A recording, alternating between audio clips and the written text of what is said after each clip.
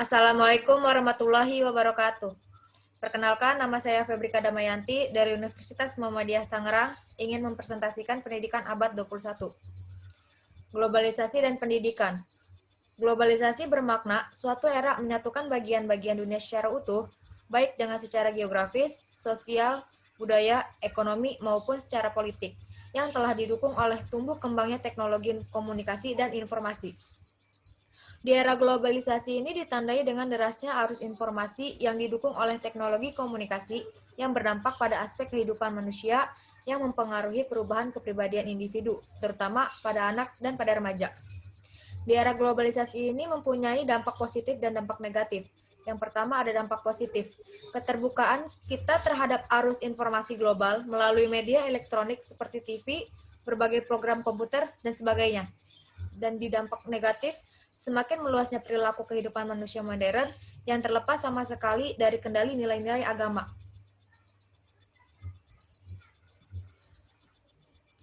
Adapun ciri-ciri masyarakat pada era globalisasi, yang pertama menurut HAR, yaitu Tilaar menjelaskan bahwa ciri abad 21 didukung oleh kemajuan teknologi, khususnya ilmu komunikasi yang melahirkan suatu bentuk dunia baru tanpa batas atau biasa disebut dengan borderless.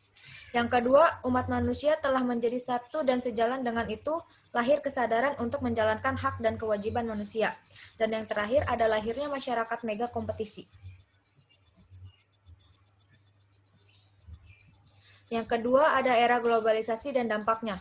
Era globalisasi melahirkan budaya global yang merupakan ancaman terhadap budaya lokal atau budaya bangsa.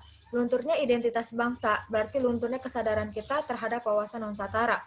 Berkurangnya kesadaran wawasan Nusantara sebagai salah satu tali pengikat kita sebagai bangsa, berarti lenyapnya bangsa kita sebagai salah satu tali pengikat sebagai bangsa. Lenyapnya bangsa kita terhadap satu bangsa sebenarnya merupakan anggota dari masyarakat global. Menurut Tilaar, karakteristik pada manusia yang berkualitas dan survival abad ke-21 yaitu mempunyai 3 jenis, yaitu kemampuan untuk menganalisa, yang kedua kemampuan untuk berinovasi, dan yang ketiga kemampuan untuk memimpin. Ketiga kemampuan ini hanya dapat dihasilkan oleh pendidikan yang berkualitas tinggi.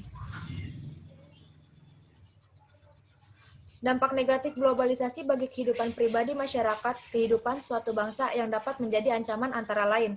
Yang pertama, ancaman budaya bangsa ditandai dengan lahirnya budaya-budaya global melalui sarana informasi memasuki budaya lokal.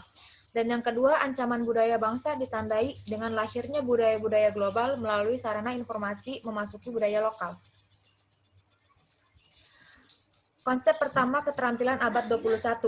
Keterampilan abad 21 adalah yang pertama ada life career, yang kedua learning and innovation, dan yang ketiga ada information and technology skill.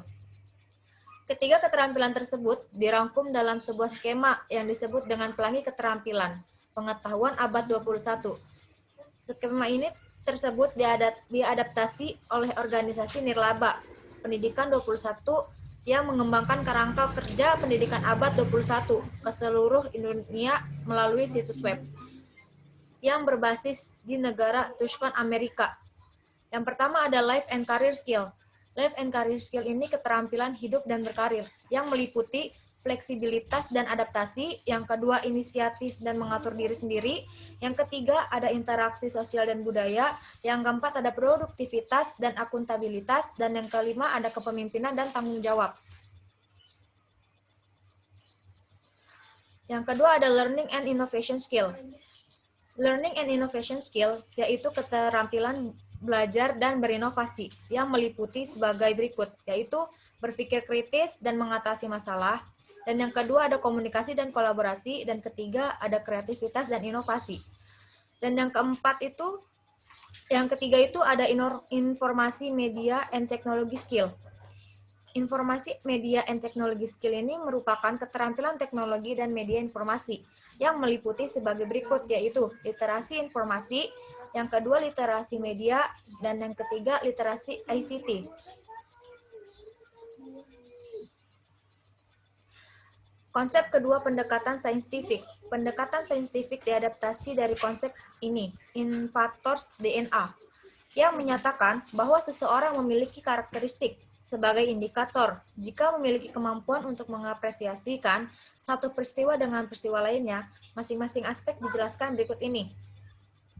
Yang pertama ada association, yakni kemampuan untuk menghubungkan sesuatu yang kelihatannya tidak memiliki scatter hubungan masalah, pertanyaan, atau gagasan dari berbagai aspek yang berbeda merupakan pusat dari DNA inovator. Yang kedua ada questioning, yaitu kemampuan untuk bertanya tentang sesuatu hal yang berkaitan dengan banyak masalah telepon dengan desain. Dalam silabus questioning ini diturunkan menjadi bertanya.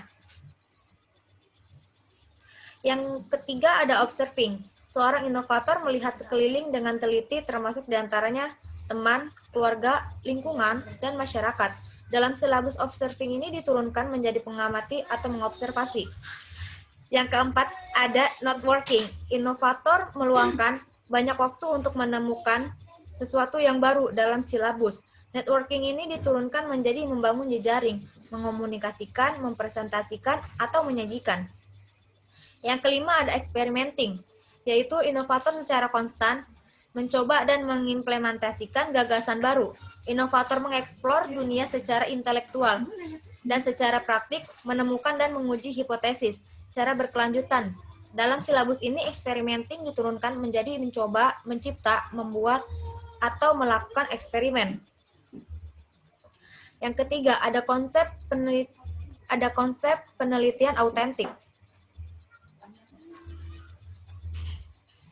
Salah satu elemen perubahan yang ada pada kurikulum 2013 yaitu penilaian autentik. Penilaian autentik ini digunakan pada pembelajaran dengan pendekatan saintifik yang memiliki karakteristik berikut ini. Yang pertama ada penilaian berbasis kompetisi.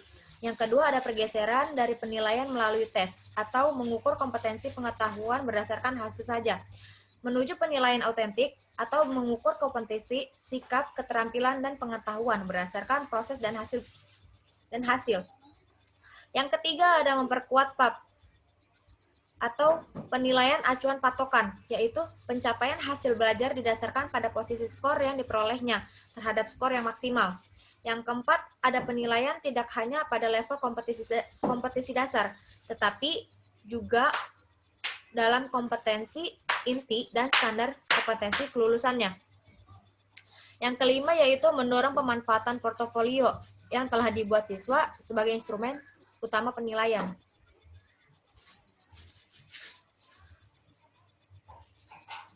Nah, di dalam penilaian autentik ini adalah pengukuran yang bermakna secara signifikasi atas hasil belajar peserta didik untuk ranah sikap, keterampilan, dan pengetahuan.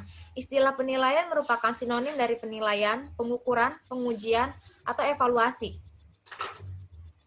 Istilah autentik merupakan sinonim dari asli, nyata, valid, atau reliable. American Library Association, penilaian autentik didefinisikan sebagai proses evaluasi untuk mengukur kinerja, prestasi, motivasi, dan sikap-sikap peserta didik pada aktivitas yang relevan dalam pembelajaran.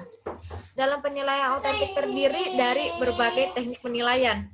Pertama, pengukuran langsung keterampilan peserta didik yang berhubungan dengan hasil jangka panjang pendidikan seperti kesuksesan di tempat kerja. Yang kedua, penilaian atas tugas-tugas yang memerlukan keterlibatan yang luas dan kinerja yang kompleks. Dan yang terakhir, ada analisis proses. 4 pilar menurut UNESCO. Yang pertama ada learning to know, atau belajar untuk tahu. Pilar ini dimaknai sebagai upaya hanya sebatas untuk mengetahui, yakni belajar yang lebih menekankan pada ranah kognitif. Learning to do, yaitu belajar untuk melakukan. Pilar ini dimaknai sebagai upaya untuk membuat peserta didik, bukan hanya mengetahui, mendengar, dan melihat, dengan tujuan akumulasi pengetahuan, tetapi lebih kepada dapat melakukan. Yang ketiga ada learning to be, yaitu belajar untuk menjadi diri sendiri atau mengembangkan diri. Pendidikan melalui proses pembelajaran ini juga harus mengajarkan peserta didik pada penemuan jati dirinya yang utuh, sehingga mempunyai pijakan kuat dalam bertindak dan tidak mudah terbawa arus. Dan yang terakhir ada learning to live together, atau biasa disebut dengan belajar untuk menjalani kehidupan bersama. Learning to live together adalah belajar untuk bekerja sama. Pilar keempat ini adalah memaknai belajar sebagai upaya agar peserta didik dapat hidup bersama dan sesamanya secara damai. Mungkin itu saja yang dapat saya presentasikan. Kurang lebihnya mohon maaf. Billahi taufiq wal hidayah. Wassalamualaikum warahmatullahi wabarakatuh.